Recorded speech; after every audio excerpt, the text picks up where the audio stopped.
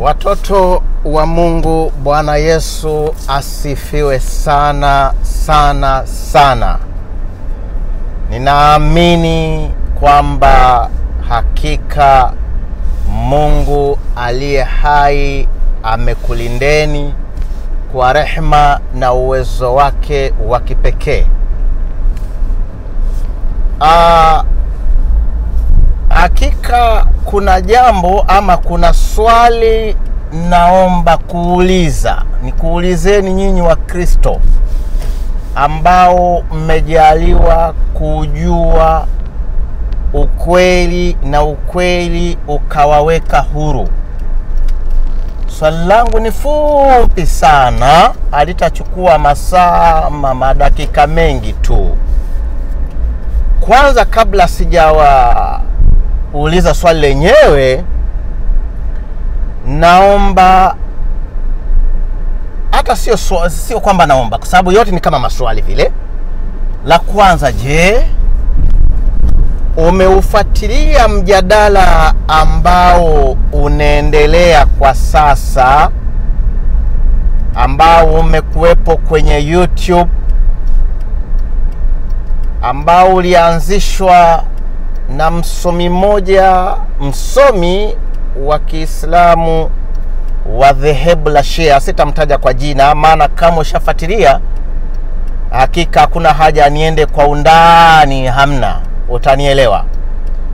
Mjadala wenyewe alisoma Qur'ani ile sura ya 2, aya mnaijua, sitaki kutaja kila kitu maana mshafuatilia. Akajenga hoja yake akasema kulingana hiyo Qur'ani inavyowaambia kwamba wake zenu ni konde zenu ama ni mashamba yenu, uendeeni mnavyopenda mnavyotaka. Msomi yule wa Kishia ni msomi jameni, tena ni Muislamu. Wachana ukatuni wa barabarani, wewe si Muislamu, wachana ukatuni. Akasema aya ya Qur'ani ikibaki hivyo, basi akatoa baadhi ya maneno kama nitayanuku bila kuongeza wala kupunguza. Akasema unaweza ukamwingilia mkeo kwenye tupu. Hapo kwenye tupu nitafika baadaye. Unaweza ukamwingilia masikioni, unaweza ukafanya chochote kile. Huyo msomi akifafanua hivyo. Sasa lengo ni nini? Baadhi ya Sunni kama ilivyo kawaida yao kusanya Sunni wote kwenye kapu moja, maana ajiite nani ni Sunni tu. Wakaamka na hasira. Nasema sitakwenda kwa undani maana ushasikiza mkutano. Wakaamka na hasira za matusi. Sasa walipoamka na matusi kama ilivyo kawaida yao kwa wengi, siwezi kusema wote lakini baadhi yao kwa wengi, badala wajibu hoja wao huja na matusi ya kila sampuli. Wakatukana, wakadharau, wakakejeri, wakampa majina sijui vile, sijui hata jina lake lenyewe. Hayo si hoja, hiyo si hoja yangu. Hoja yangu, walipowachokoza Shia nao kama ilivyo kawaida yao huwa hawamjibu Sunni kwa kutumia maneno ya kupanga, bali wanamjibu Sunni kwa kutumia vitabu vyao. Hivyo ndivyo ilivyo kawaida ya Shia. Yaani mjadala wote wa Shia hawamjibu Sunni kwa kutumia vitabu vya Shia wanamjibu kutumia vitabu vya Sunni. Shia wakaanza kuzinukuu hadithi za kuonyesha kutoka ndani ya vitabu vyao vya Sunni, vya kuonyesha kwamba maswahaba, sasa pakamate hapa kabla ya swali, maswahaba wakubwa wa Mtume Muhammad walikuwa wakiwaingilia wake zao kwenye tupu zao za nyuma. Sitaki kuparudia sana, lakini ushapakamata. Shia wamenukuu vitabu vya Sunni maswahaba wakubwa wakubwa walikuwa wakiwaingilia wake zao kwenye tupu zao za nyuma. Swali langu fupi na dogo sana, enye wa Kristo, kama haya maandiko, hizo hadithi, hayo maandishi yangepatikana ndani ya vitabu vya Kikristo, kwamba wanafunzi wa Yesu wakubwa walikuwa wakiwaingilia wake zao kwenye tupu zao za nyuma, hivi kweli wewe Mkristo unadhani ni ngoma ipi, ni mishipa ipi engesimama kwa hawa wahadhiri? Ni ngoma gani? Wangesema nini? Wangecheza nini? Wangetukana vipi?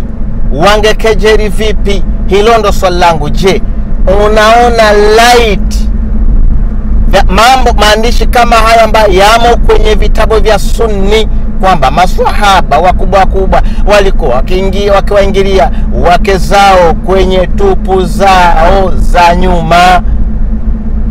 Asijui. Naomba unijibie kwenye comment hapo, uniambie pangekuwaje, pangekuwa salama, pangekuwa na kheri, ama ngoma engechezwa mpaka yani kila mtu ajisikie ndio hapa kweli Ukristo si chochote si lolote, na hakika ngoma ingechezwa mbaya sana.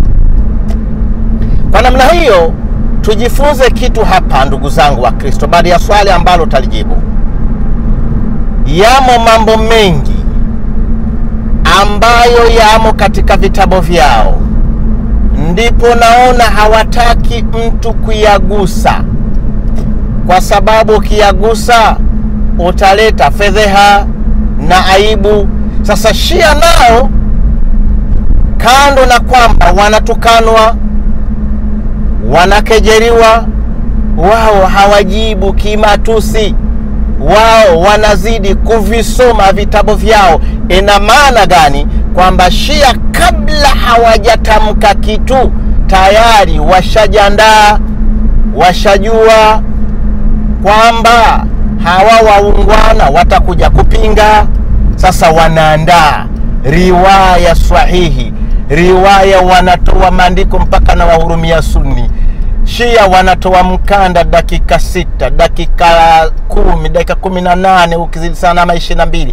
Basi Sunni miskini wataukalia mkanda dakika 40, saa nzima, matusi, kejeri. Yameni eti baadhi ya wahadhiri wa Kiislamu waliozoea kuisoma Biblia eti Yesu aliiba punda, eti nao wanaketi kuwajibu Shia. Jamani, simshike pale mnapowezewa. Mimi nina hakika siamini kama ni wachache sana katika wahadhiri wa Kiislamu, kama wapo ni wachache sana ambao wana ubavu samahani, wa kuweza kumjibu Shia. Shia ni wasomi, manake mtu yote anayekujibu kihoja bila matusi, huyo ndo msomi. Kwa hivyo mimi mara nyingine na wahurumia ukiona eti mtu anzoea kuboronga Biblia, eti naye ana ubavu wa kumjibu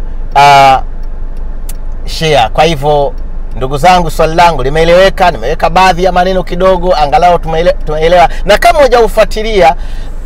hujafuatilia hiyo mikanda, basi na kuomba tafadhali jaribu kufuatilia. Kama hujafuatilia, fuatilia, utapata kujua nani mwenye porojo kati ya madhehebu na nani ya Kiislamu na nani mwenye hoja. Nikimalizia sasa, Waislamu hususan Sunni, nyinyi ambao mnatembea mkituambia tuje katika dini ya haki, je, vipi hapo? Ama nyinyi wasichana wetu wa Kikristo ambao mnaolewa na Waislamu, narudia hapo, nye wasichana wetu wa Kikristo ambao mnaolewa na Waislamu, hapo mshapajua. Utasikia ameshaolewa naye muda mrefu hajanifanya hivyo. Baada na kubembeleza siku fulani atakwambia bwana twende kazi.